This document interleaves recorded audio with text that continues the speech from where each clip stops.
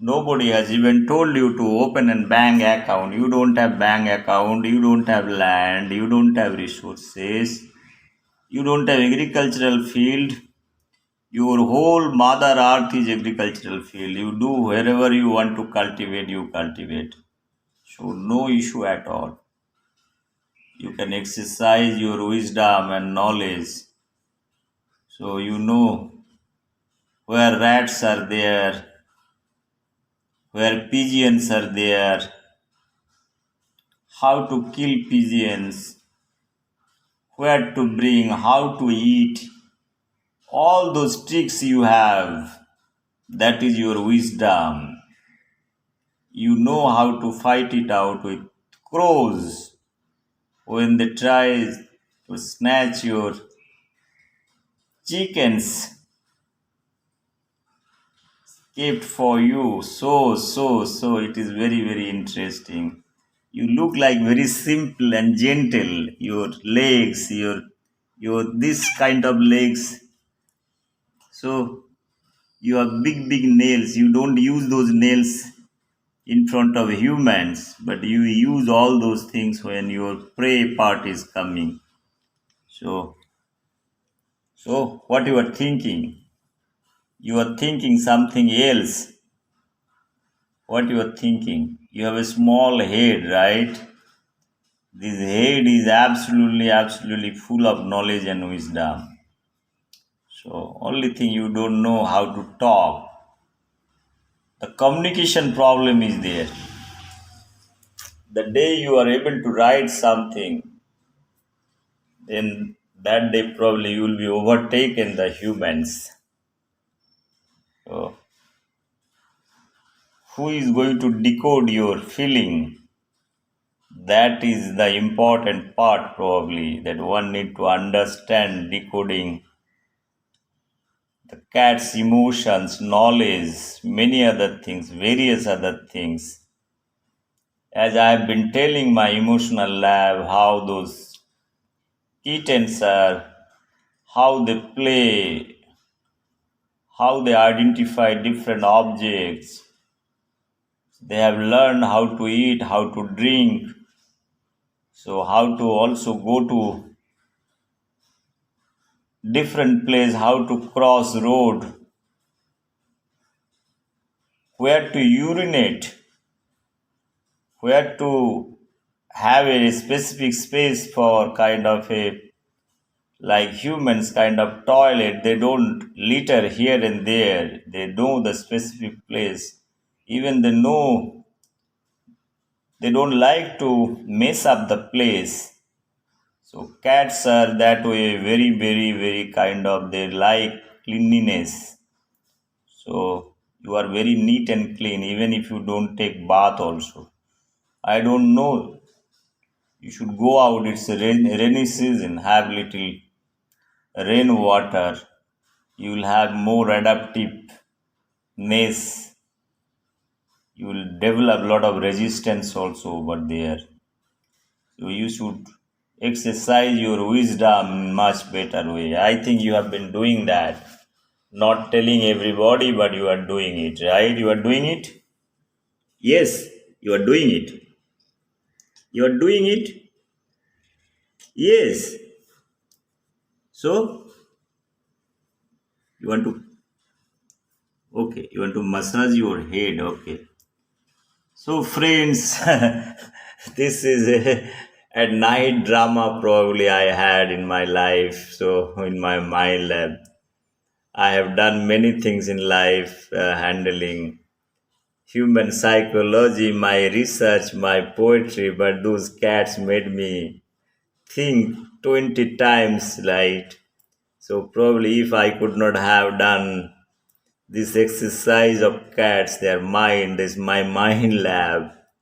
So a lot of things could have been in a very kind of a unknown territory for me. So I am learning many things. You can see this cat.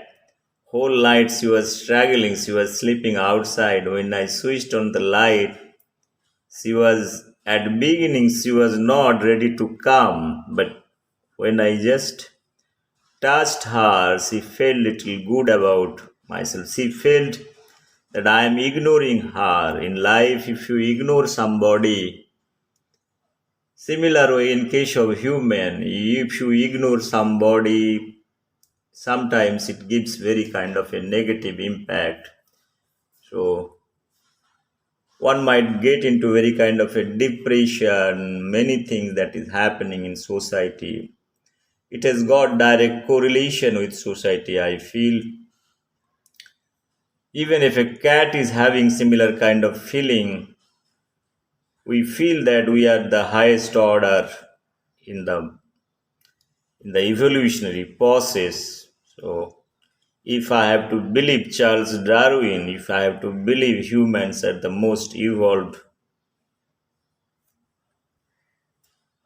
living object in this mother earth, they should be more careful about the whole thing. We fight sometimes for no reason. We fight for religion, we fight for food, we fight for our egos, we fight for our knowledge and wisdom, we fight for many things, we fight for color, we black and white and racism, many other things. Those things are very, very dangerous thing, I feel personally.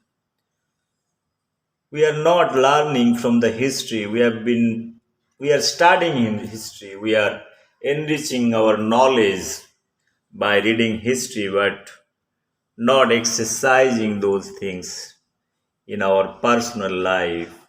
Then what is the meaning of education? I really wonder at the end of the day. If you are not able to practice something after, see, knowledge and wisdom, knowledge is something, I always say knowledge is something what you have learned, wisdom is something what you apply in life. That is what it is. It is not necessarily if somebody is knowledgeable. If you say somebody is knowledgeable means he has got the knowledge, but most of the time the knowledgeable person doesn't have the wisdom to exercise their knowledge at right direction. That is what it is more important in life. See, look, I always believe those kind of philosophy. It might be I might be wrong in explaining all those things. Whatever understanding and knowledge I have, I always feel that your knowledge and wisdom should be moved towards the right direction, and right interpretation is very important. That is what it is. If you are not able to make right interpretation in life, you are not able to analyze certain things, what is good and what is bad for somebody, for an individual, and for the society, then it's of knowledge has got no use. Like that, I told many times, your certificate, your educational qualifications, everything is meaningless until or unless you try to practice those knowledge and try to make your life in a better way. That is the life. Education, knowledge, degrees, those things are very, very kind of a subjective thing. Sometime it had happened a very less qualified person has got more wisdom, even though he doesn't or she doesn't have the educational qualification. Most of the spiritual leaders globally, if you see, they are not very qualified. They do not have the formal education from certain universities or certain colleges or from a in a spiritual institute. They are self-made people.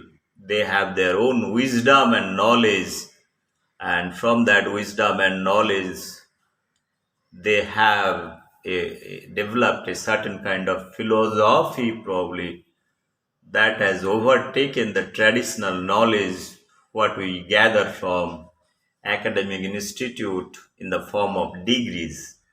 So degree is one part of your life.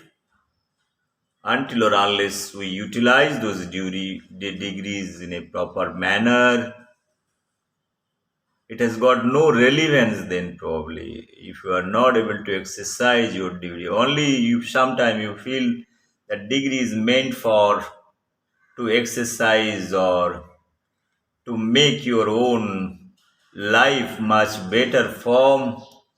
That is one part of your life. If you work hard in any direction, you sharpen your knowledge and in a specific subject, definitely one can do certain things.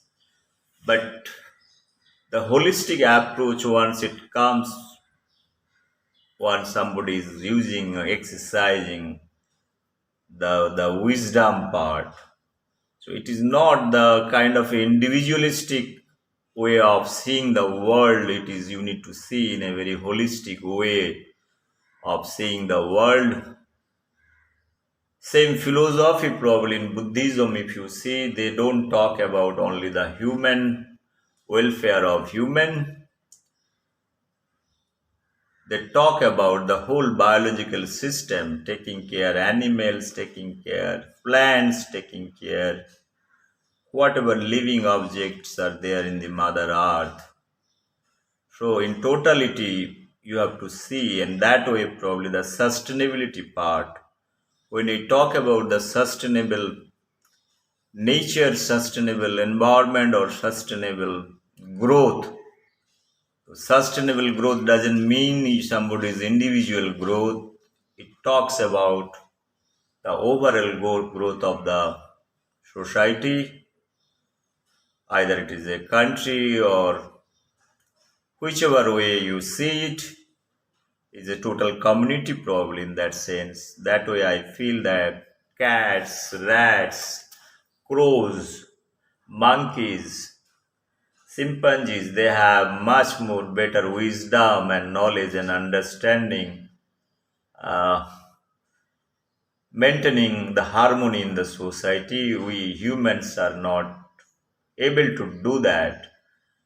For many years, many centuries, we have split it into many parts in terms of our color, caste, and religion. For whatever reason might be, those things are kind of a hindering factors of development.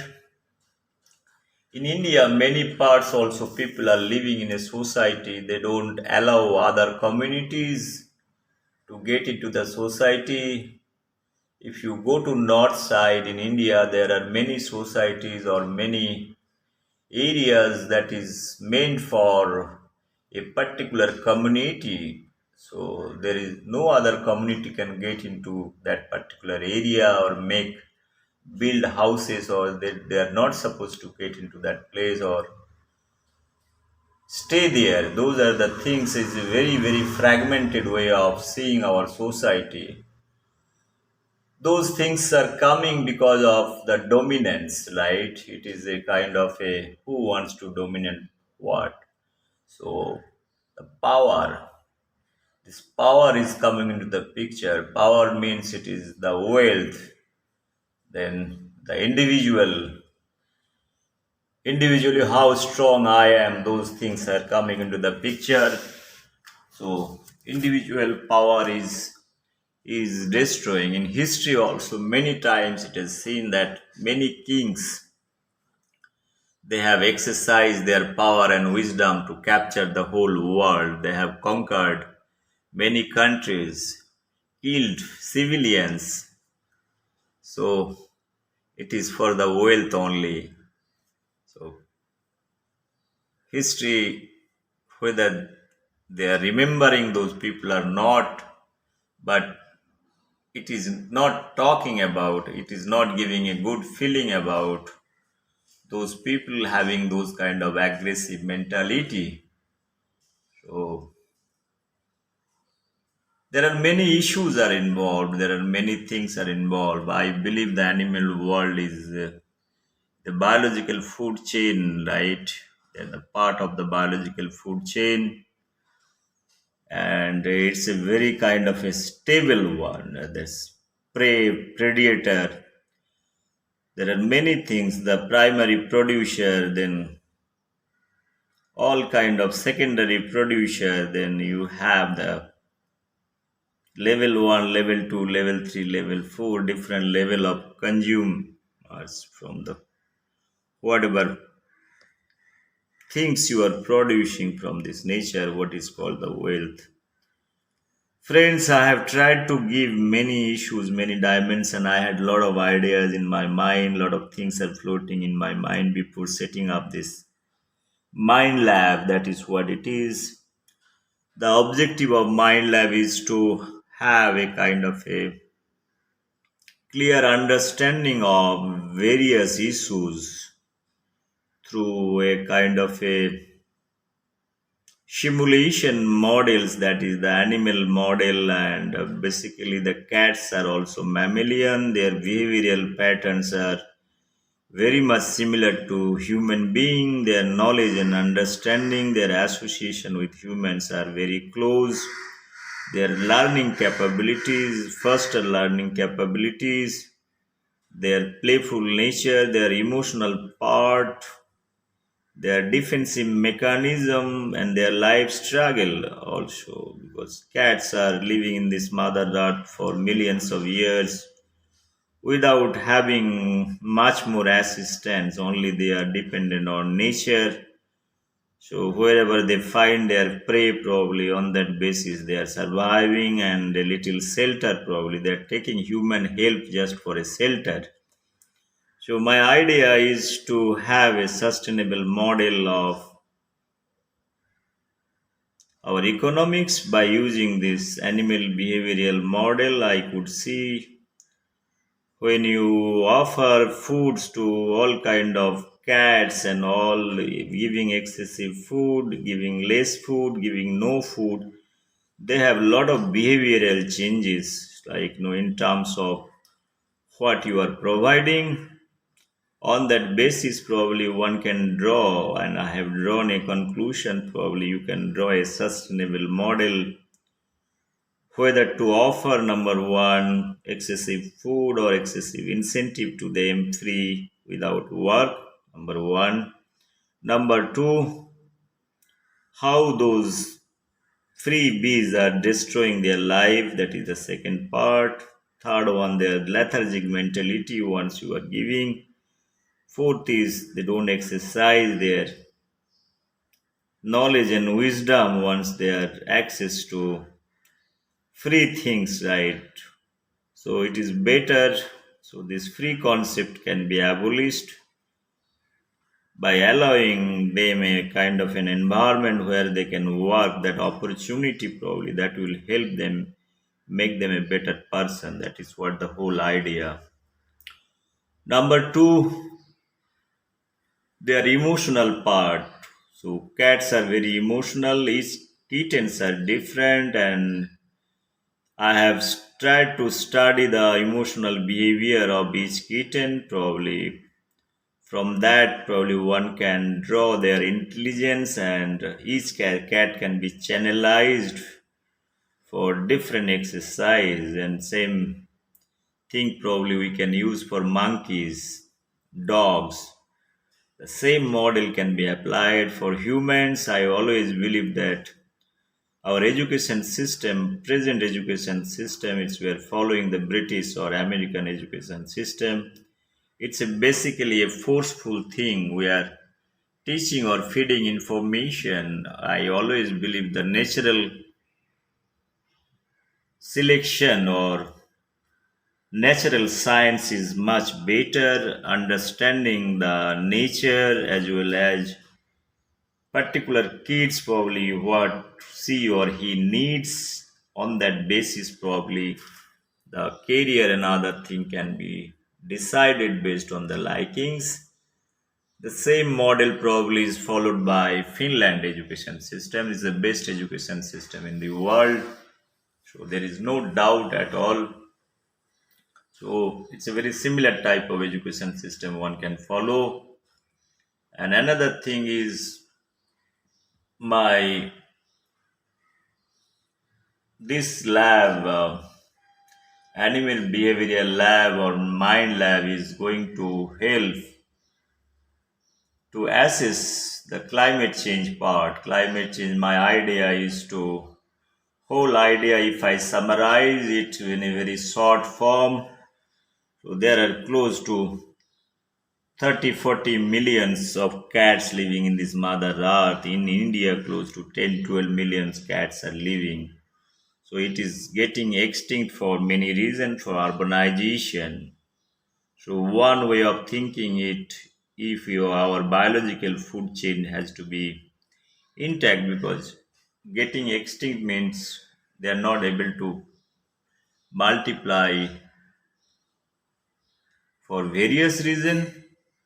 So one, number one shelter, number one food, number one their stressed conditions. So in order to avoid that, one can do,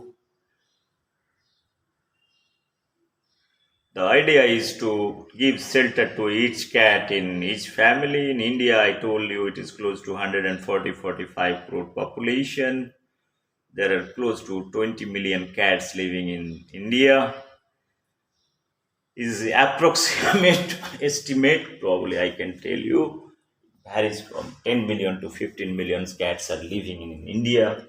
So what is more important, if each house is giving a shelter for cats, a small place to live, probably whatever you have extra food, excess food, probably that can be given to those cats, the organic part. So they will have such kind of foods, and they can also go out, also kill their prey. That is one part. So if you are able to give them shelter, so that opportunity probably help them to multiply and live in a better way. And I'm not telling giving a shelter means it is not taking up the whole ownership of the cat. Only a kind of a shelter probably is going to help them to grow. That is what the whole idea. So that shelter probably each family probably can give at their car parking zone, or any place at the basement place, probably that is going to help them. So that is the one part, so that they can live at least. This is one part I was thinking. The other part I was thinking, that if you are able to reduce the organic part, like which you treat as a garbage, so which is finally going to the dumping station. Imagine if you have 145 crores people in India, there are close to 40-50 crores official home. They have home, each home is having probably every day 2 to 3 kg of waste material that is going to the municipal corporation or dumping station. If you are able to reduce the organic part by 50%, so finally those organic material is going to the dumping station, and finally we are burning them. Because of burning, after 1 year there are a lot of smoke that is coming out, carbon dioxide, carbon monoxide, sulfur dioxide, nitrous oxide, those are all poisonous. Carbon dioxide, all those poisonous gas that is coming, and those loads are coming to the environment and increasing the pollution level. So my model is going to, number one is going to reduce the pollution load, because if this organic waste is being consumed by those cats, and definitely the workload of municipal corporation, the safai karmachari also will be reduced by close to 30-40%. And also pollution load, the global warming also automatically will come down, the pollution level also will come down automatically. That is what the whole idea. All those things I have in my mind, like many work carried out by various scientists or researcher. They got the Nobel Prize. I'm talking about economics, microeconomics, macroeconomics, poverty alleviation. There are two economics, the God Nobel Prize of Indian origin. Then you have auction theory for tendering process that I want to use for the emotional studies, the knowledge, the education policies. The third for the global warming part. There are two, three scientists they have worked on how the global warming is taking place, what are the ways to reduce it. So I have my own idea, my simulation models can increase the crop productivity, you can develop more crops in this elevated conditions. If you are thinking that temperature is going up, CO2 is going up, so new crops can be developed for mitigate for food crisis. That is one part. Another part is I talked about controlling the pollution. There is a scientist who talks about the if global temperature is increased by 3 degree, your GDP will be reduced by 3 to 4%. If your global temperature is increased by 7 to 8 degree, your GDP also is going to be reduced by 7 to 8% globally. So what he's trying to propose that he's trying to propose that your temperature, if it is increasing, if your GDP is not proportionally that much reducing, so you keep on doing industrialization and those things. I have a lot of questions on those Nobel Prize winner. The number one, if you are thinking of global temperature of 7 to 8 degree, so there is no question of having the existence of any kind of the present situation will be totally, there will be a catastrophic effect of increasing the temperature. If you are increasing the temperature by 6 7 degree, that is too much to think of. And he's talking about the carbon tax, you do industrialization and all those things to pay, if like very country who is economically sound doing kind of industrial activities, probably they can pay carbon tax and they get away. He's not considering the global temperature, what is going to happen if temperature is increased by 7 to 8 degree. So those parameters probably has to be taken into consideration. Rather than doing this exercise, probably we can have much more sustainable model for agriculture, sustainable model to develop the economy. Probably whatever I told, my cat model is going to help in order to resolve many issues I have told. And I have also taken into consideration mass energy conversion part. This mass energy can be taken into consideration, that how much biomass is there, how much.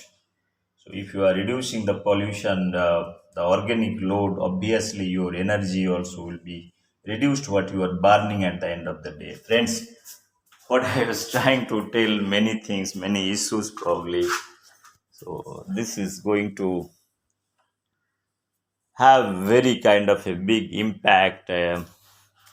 Those encounter or mitigate the climate change, my emotional lab. And I'm very serious about the whole thing. It's not it's not joke about the whole thing. And emotions, okay, cats emotions are there, but my objective is to have a sustainable model. That is what the whole idea, and I'm working in that direction. Once again, thank you very much for giving me opportunity to speak a little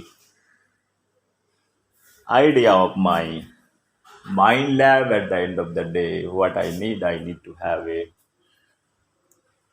good economy at the end of the day, good way of life.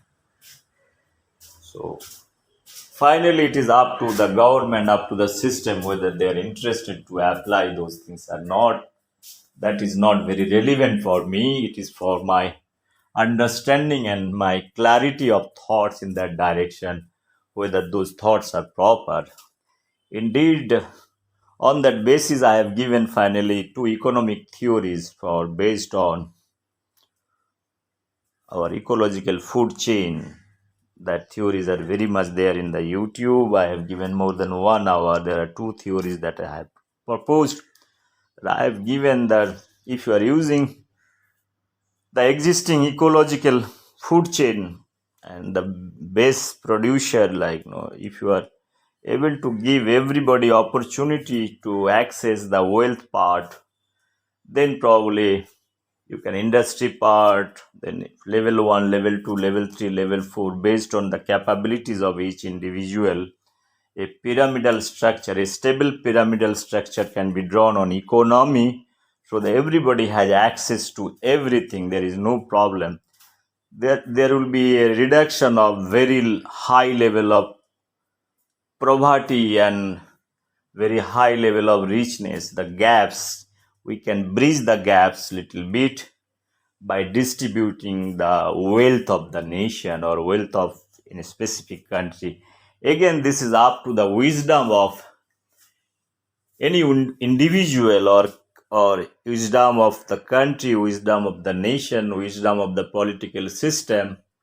I always believe here is Buddha. Buddha has got better wisdom.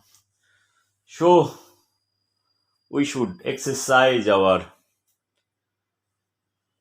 rational thought and Buddhism probably. So it is the at the end of the day, it is the wish and desire, right? So this world has seen the great people like Alexander. So world has seen Genghis Khan, Samrat Ashok, Muhammad bin Tughlaq, Aurangzeb, uh, Akbar, Babur, Humayun, the British.